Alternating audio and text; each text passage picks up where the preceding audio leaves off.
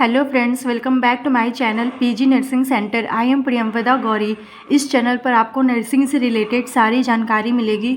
Don't forget like share and subscribe. Friends, आज हम समझेंगे कि नर्सिंग केयर प्लान का फॉर्मेट कैसा होता है, कैसे बनाया जाता है, क्या क्या मेन चीज़ें होती हैं जो इसमें मेंशन करी जाती हैं। तो आइए इसको डिटेल में समझते हैं, इसका फॉर्मेट क्या होता है। फ्रेंड्स, ये वीडियो आपके लिए बहुत यूज़फुल होने वाली है। आपको समझ में आएगा कि जो केयर प्लान होता है, मेडिकल केयर प्लान हो या सर्जिकल केयर प्लान हो, उसका फॉर्मेट कैसा होता है। लास्ट तक ज़रूर देखिए, बिना स्किप किए हुए आपको अच्छे से डिटेल में समझ में आ जाएगा कि केयर प्लान का फॉर्मेट क्या होता है। तो चलिए शुरू करते हैं।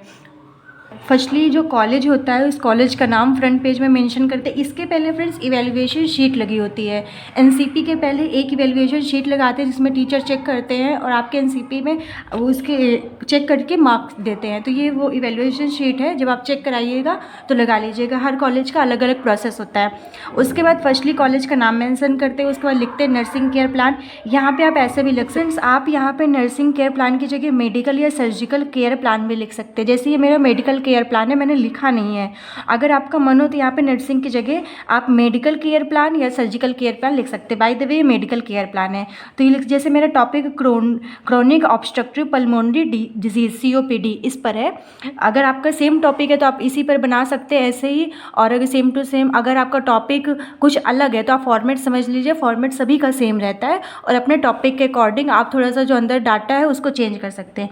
फिर होता है सबमिटेड टू। आप किसको सबमिट करना चाहते हैं, उनका नाम, उनकी डिजिग्नेशन और उनका डिपार्टमेंट, उसको किसके द्वारा सबमिट किया जाता है। मतलब यहाँ पे स्टूडेंट नेम और स्टूडेंट नेम, फिर कौन सा ईयर है, फिर रोल नंबर और कॉलेज। तो फ्रंट पेज मेनली ऐसे बनता है। उसके बाद हम आते हैं पेशेंट प्रोफाइल या इन्वेस्टिगेशन डाटा जो होता है उसमें लिखते हैं। इसमें आप इसका स्क्रीनशॉट ले लीजिए फ्रेंड्स। और मैं आपको बस ऐसे डिस्कस कर रही हूँ, आप इसका स्क्रीनशॉट ले लीजिए और नोट डाउन कर लीजिएगा।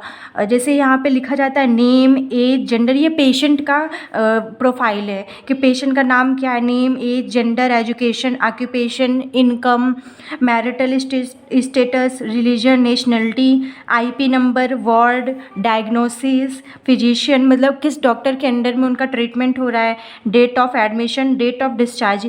ये सब पेशेंट प्रोफाइल के अंदर आता है। इन हेडिंग्स को लिखना कंपलसरी होता है, ठीक है। तो सबसे पहले जो हम लिखते हैं वो होता है पेशेंट प्रोफाइल। उसके बाद जो आता है वो आता है चीफ कंप्लेंट्स। फ्रेंड्स, इसमें हम लिखते हैं पेशेंट को क्या क्या प्रॉब्लम है, किस किस प्रॉब्लम के साथ वो हमारे हॉस्पिटल में एडमिट हुआ है। वो जो कंप्लेंट्स होती है उसको इसमें लिखते हैं। आप वीडियो को पॉज करके नोट डाउन कर सकते हैं। फॉर्मेट ये रहता है, जैसे यहाँ पे माय पेशेंट, यहाँ पे जो आपके पेशेंट का नाम होगा वो लिख दीजिएगा। कम टू जिस हॉस्पिटल का लिए या जिस कॉलेज के लिए आप बना रहे वो यहाँ पे मेंशन करके डेट ऑफ एडमिशन इसको चेंज कर लीजिएगा। फिर उस पेशेंट को जो जो चीफ कंप्लेंट्स होंगी वो यहाँ पे आप कंटिन्यू यहाँ पे ऐड करते जाएंगे। उसके बाद खत्म। तो चीफ कंप्लेंट्स के अंदर मेनली यही करते हैं। बस आपका जो डाटा है वो डिफरेंट हो जाएगा लेकिन जो फॉर्मेट है वो सेम रहेगा। उसके बाद अगली आती है प्रेजेंट मेडिकल हिस्ट्री। प्रेजेंट में पेशेंट को क्या क्या प्रॉब्लम हो रही हैं वो सारी चीज़ें इसमें लिखते हैं। तो आप एक बार इसको देख लीजिए, वीडियो को पॉज करके नोट डाउन कर लीजिए। आई होप कि आपको अच्छे से समझ में आ रहा होगा, साफ साफ लिखा हुआ है तो कोई आपको प्रॉब्लम नहीं होगी, ठीक है। उसके बाद जो नेक्स्ट हेडिंग होती है वो होता है past medical history. Past medical history में लिखते हैं कि पेशेंट को अगर पास्ट में कोई प्रॉब्लम तो है कि नहीं। अगर नहीं है तो लिख देते is not having any significant evidence of past medical history. अगर कोई उसको प्रॉब्लम है तो वो प्रॉब्लम को मेंशन कर देते हैं। उसके बाद नेक्स्ट हेडिंग आती है प्रेजेंट सर्जिकल हिस्ट्री। अगर ये देखिए मेरा मेडिकल प्लान है इसीलिए यहाँ पे मेडिसिन से रिलेटेड है या जो मतलब प्रेजेंट मेडिकल हिस्ट्री में हम इसमें लिखेंगे प्रॉब्लम्स को। लेकिन अगर ये भी प्रेजेंट सर्जिकल प्लान होता, मतलब सर्जिकल, अगर ये नर्सिंग सर्जिकल प्लान होता तो यहाँ पे उसको मेंशन करना पड़ता जो सर्जरी हुई है। तो यहाँ पे जो प्रेजेंट सर्जिकल हिस्ट्री लिखा है तो यहाँ पे वो मेंशन नहीं करेंगे क्योंकि ये हमारा मेडिकल केयर प्लान है, ठीक है। आई होप कि आपको ये बात समझ में आ गई होगी। तो अभी उसकी कोई सर्जरी हुई नहीं तो वो लिखेंगे। उसके बाद पास्ट सर्जिकल हिस्ट्री, अगर पास्ट में उसकी सर्जरी हुई है या नहीं हुई है वो मेंशन करते हैं। अगर नहीं हुई है तो ये लिख देंगे is not having any significant evidence of past surgical history. ठीक है, उसके बाद लिखते हैं पेशेंट की पर्सनल हिस्ट्री। पर्सनल हिस्ट्री में लिखते हैं कि वो वेजिटेरियन है या नॉन वेजिटेरियन है, वो दिन में कितनी बार खाना खाता है, तो ये सब चीज़ें पर्सनल हिस्ट्री में मेंशन करते हैं। उसके बाद आता है हमारा फैमिली हिस्ट्री। फैमिली हिस्ट्री में लिखते हैं कि अगर उनको कोई फैमिली में प्रॉब्लम है या नहीं है, या कोई कम्युनिकेबल डिसीज़ है जैसे टीबी हो गया, किसी फैमिली मेम्बर को है या नहीं है, ये सब मेंशन करते हैं।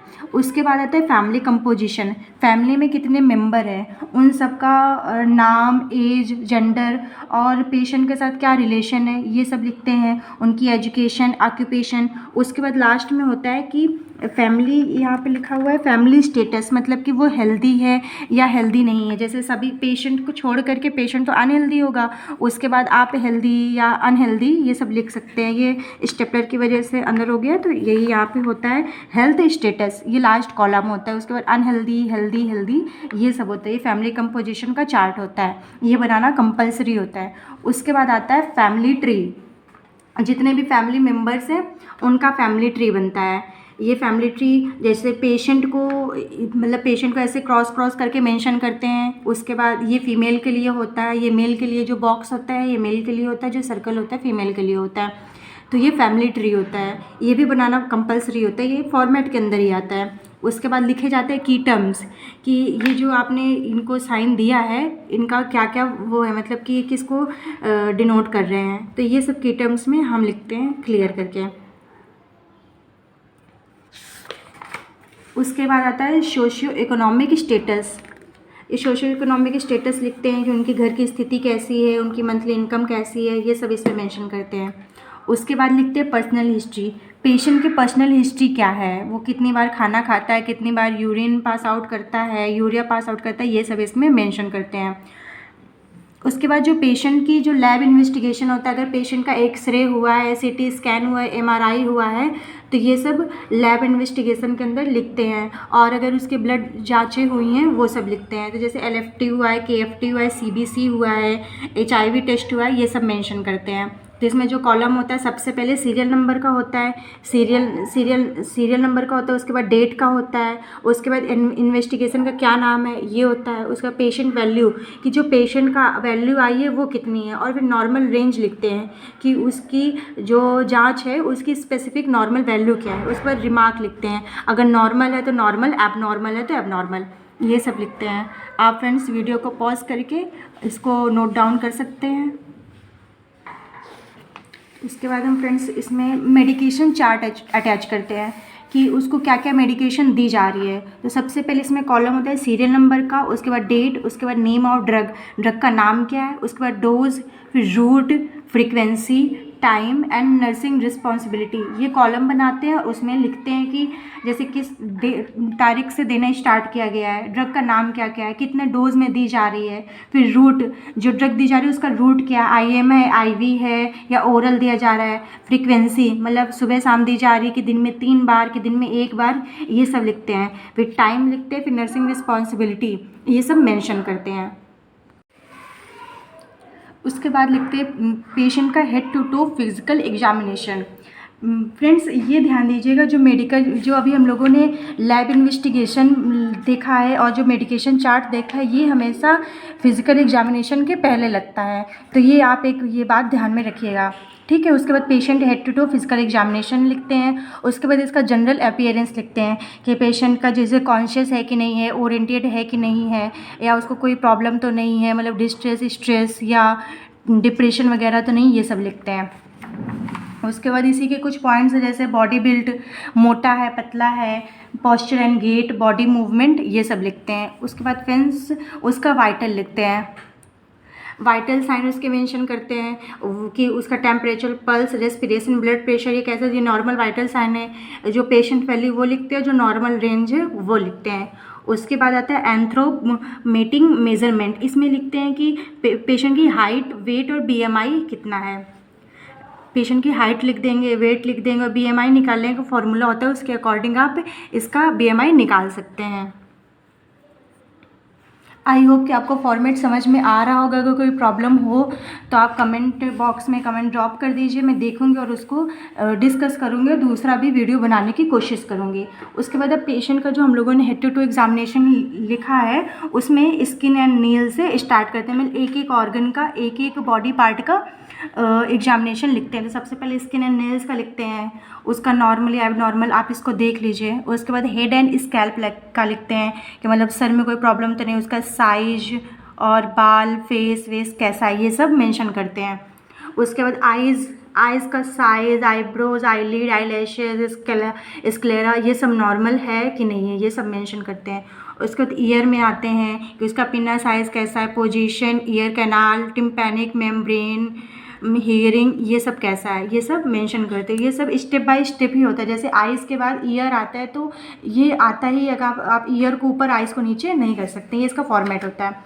उसके बाद फिर नोज़ का लिखते हैं, नेक का, ये आप देख लीजिए और वीडियो को पॉज करके या स्क्रीनशॉट ले करके आप अपनी फाइल बना सकते हैं। फिर माउथ एंड फेरिंग्स, फिर एब्डोमेन,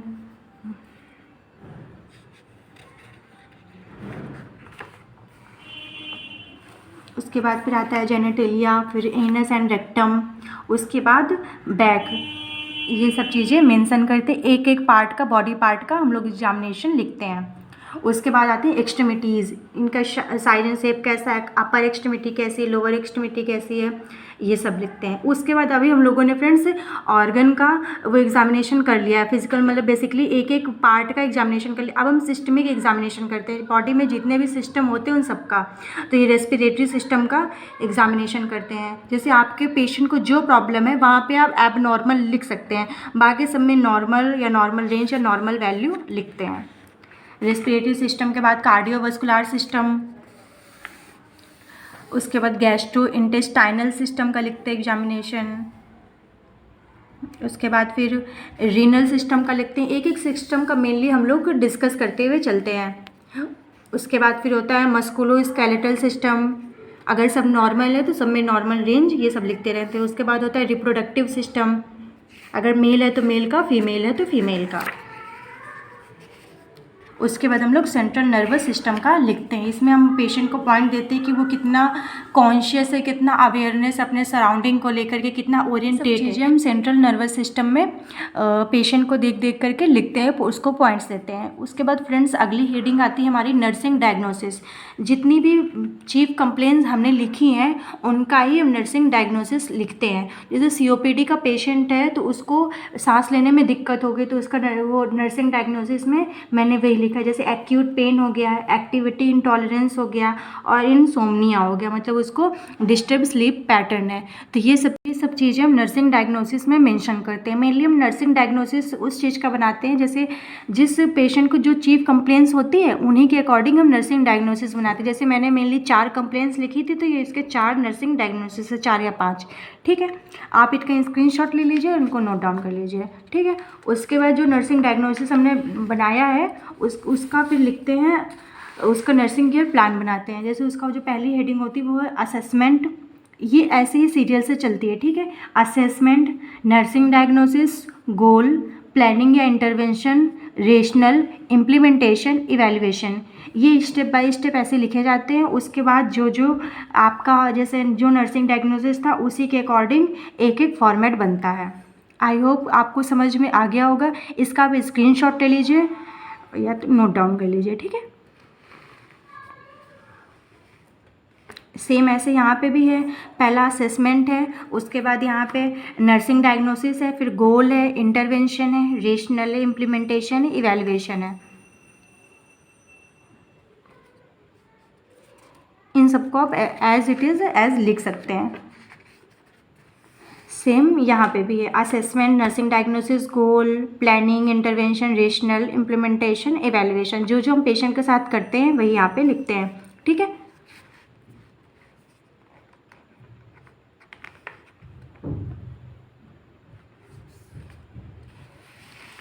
उसके बाद हम लिखते हैं रिकॉर्डिंग एंड रिपोर्टिंग। कि जब हमने ये सब कर लिया तो उसको हमको रजिस्टर में रिकॉर्ड भी करना होता है। तो वो भी हम लिखते हैं कि जैसे उसका नाम, पेशेंट का एज, उसका gender, IP number, bed number, ward और उसका डायग्नोसिस क्या है। उसके बाद हमको क्या क्या लिखना होता है, रिकॉर्ड करना होता है रजिस्टर में। पहला डेट, फिर टाइम, रिकॉर्डिंग कि हमने क्या क्या किया है, जैसे assess the patient condition, bed making करी, वाइटल लिखे हैं, हम लोगों ने मेडिकेशन दिया है, तो ये सब इसमें मेंशन करना होता है। रिपोर्टिंग मतलब कि उसके बाद किसको देना है, जैसे hand over to shift incharge ward कि हमने किसको रिपोर्ट किया, उसके बाद अपने साइन करने होते हैं। ये सब रिकॉर्डिंग एंड रिपोर्टिंग में किया जाता है।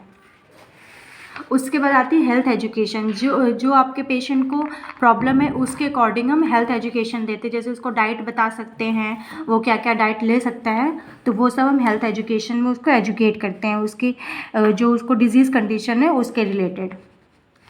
उसके बाद आता है पर्सनल हाइजीन। पर्सनल हाइजीन उसको कैसे मेंटेन करने के लिए बोल सकते हैं कि खाना खाने के पहले हाथ धो लो, और अगर आपको छींक आ रही है, कफिंग हो रही है, उसके पहले और उसके बाद में हाथ धुलिए, पानी साफ़ पीजिए। ये सब हम पर्सनल हाइजीन के प्रति उसको अवेयर कर सकते हैं। उसके बाद हम उसको एक्सरसाइज के लिए बोल सकते हैं। तो यही सब यहाँ पे जो जो बताते हैं वही सब यहाँ पे मेंशन करना होता है, लिखना होता है। उसके बाद आती है समरी। जो भी हमारा सीओपीडी का पेशेंट था उसकी समरी, उस डिजीज़ कंडीशन की समरी और पेशेंट की समरी आती है। कब एडमिट हुआ, कब डिस्चार्ज हुआ, उसको जो प्रॉब्लम थी वो कैसी है, उसको रिकवरी हुई कि नहीं हुई, ये सब हम समरी में मेंशन करते हैं। उसके बाद आता है कंक्लूज़न।